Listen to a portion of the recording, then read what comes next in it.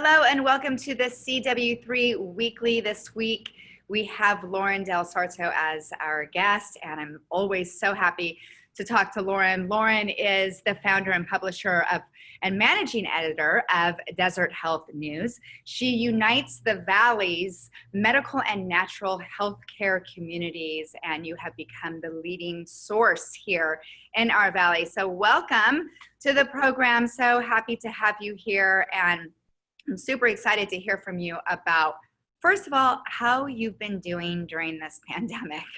Well, thank you, Bronwyn. Your yoga certainly is helping, but it's been challenging. I will not deny that it's really been taking a toll. As we were discussing earlier, just learning to slow down and focus on one thing at a time and do a lot of deep breathing.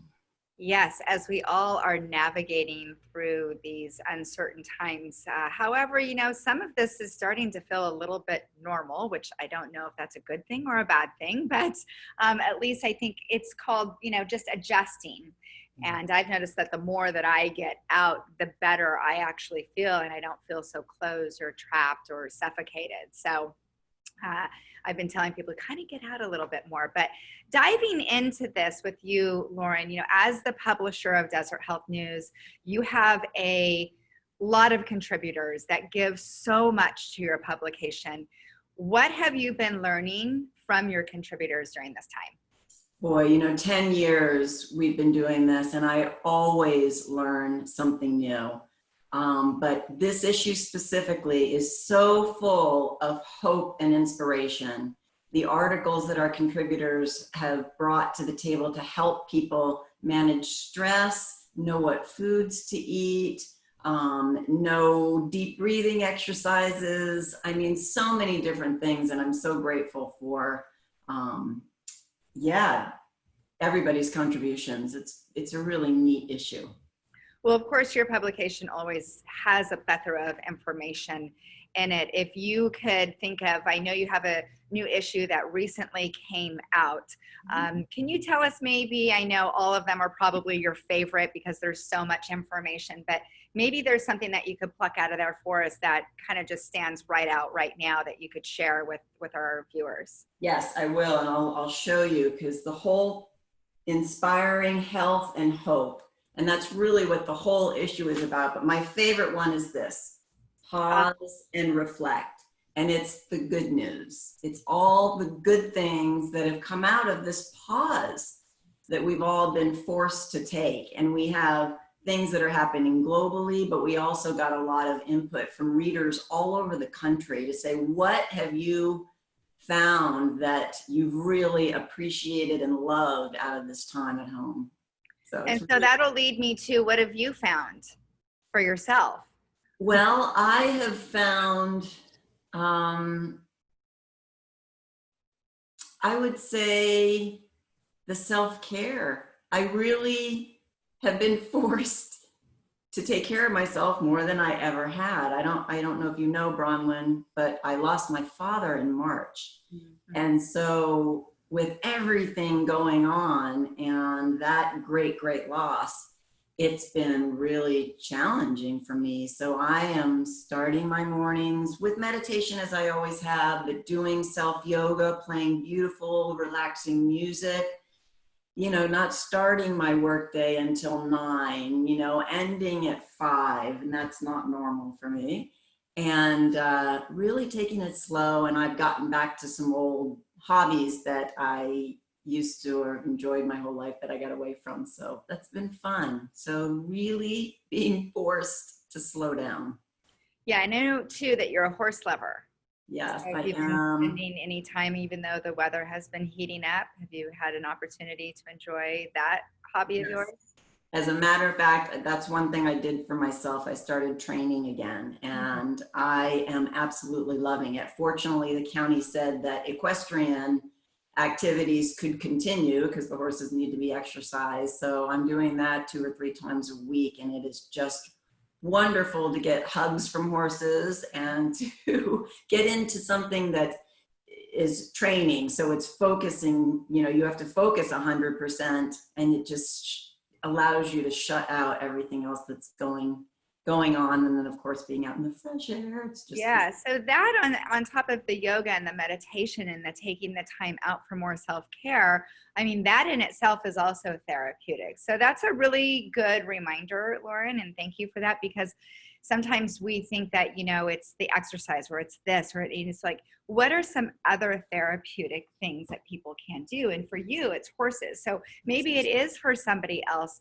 picking up that previous hobby or right. something that they've always wanted to do. And that can also be seen as a form of self-care, right? Absolutely. How many times do we say we don't have enough time for that? That one thing that we absolutely love. We go through life saying that, and before you know it, it's been 7 years since I was doing this. And I'm like, my goodness, where did that time go? So yes, everybody should look at what their heart or their true passion outside of their work. You know, all of us will say our work is our passion, but outside of your work, what is your true passion? And can you get back to that? Can you find time now to fit it into your life? Yeah, I noticed in the beginning when all of this happened, it was, oh my gosh, what do I do? How do I navigate through this? And so then it was, I felt like I was working harder than I was even before, like even having a brick and mortar. I found that I was working harder now, not having it. So did you notice that in the very beginning that you felt like you were working harder? You know, when all this first happened, now maybe you've kind of seen like you've found, I guess you could say, a new normal. Yeah, it's a great question. And I still feel like I'm working harder because I feel like, as many people can relate, it feels harder to work because your mind, I tell everybody, I have half a mind left and it's working as hard as it can. But yeah, it still feels really hard. And I think the greatest thing, and this is the intro that I wrote in the new issue, accepting change, you know, and once you can say, okay, I can accept where I am and that there's going to be a learning curve, even with Zoom. How many people have struggled with all of this new technology we've had to learn just to connect? And I know you are a great example of that, bringing a whole brick and mortar business online. And I'm really impressed with all of the practitioners that we work with in Desert Health who have done the same, who have quickly gone to telemedicine or to home delivery. It's just amazing. I'm really impressed with how quickly everybody's gotten over that curve. Yeah, that's a really good point. Well, we always know that change is very difficult to work through. And most people don't like change. And then here we are as a community, but also the world having to go through a change, but it's all the same for us. And so to experience this all together, you know, you definitely can't tell someone you don't understand, you know, because we're all going through it. Yeah. Even though, you know, some things may be different while some of us have children at home, but, you know, I think that in the long run, will recognize the change for the good. Unfortunately, yes, people got sick and people have passed, and that is devastating. That's very hard to hear of and know, but at the same time, the goodness that will come out of it is that I think it's going to draw everybody actually a lot closer, because I've seen so many people reach out and give, and this is the time where everybody needs somebody, and I haven't noticed anybody retract. It's more they've been like, how can I help you? So even what you're doing with Desert Health, everything that you contribute in the publication, all of your contributors, they're all that of giving souls and spirits that are allowing a community to still bond together and unite. And so what you're doing, you kept going, Lauren. I'm so proud of you, because I know what you do is very challenging. It's difficult, and you've been able to rein everybody in and continue to, you know, keep everything together. So everybody should definitely be checking in as to what's new in desert health.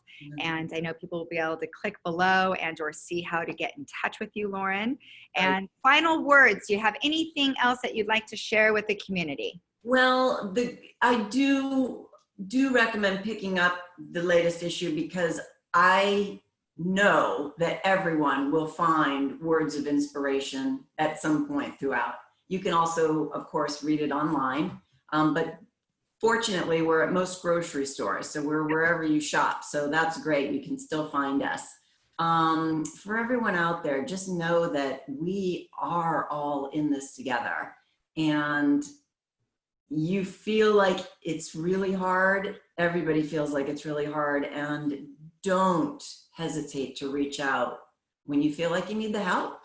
It's been great. One of my fun things that we usually have Desert Health at our clubhouse here, and of course it's closed. So I put out a little thing on our community Facebook that I would, if anybody wanted it, give me their address and I'll deliver it. So we've got the golf cart full of Desert Hells, and everybody has been oh my gosh, going back to those old school ways of delivering paper, even though I know that paper delivery still happens, but the way that you're doing it, that's awesome. That's great, Lauren. It's been fun. So that's great. Well, thank you so much for joining us. It's always good to hear from you.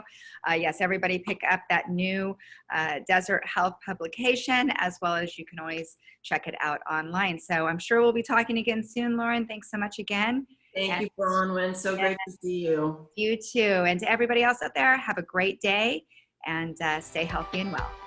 Take care.